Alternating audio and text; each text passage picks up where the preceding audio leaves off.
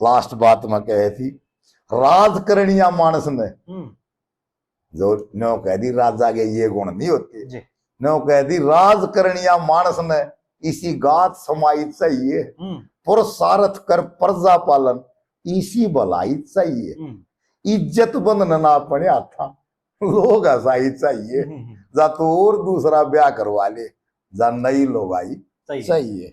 श्री लक्ष्मी चंद की एक सुने ना तो ईसा क्यों हो लिया नंग पिया, कागज की तस्वीर देख क्यों अक्कल होगी बंग पिया, तेरी और डाल की शक्ल होगी ना पहले मारा ढंग पिया। इतनी बात जब उसकी सुनी, जिसका या लाग जाए बीमारी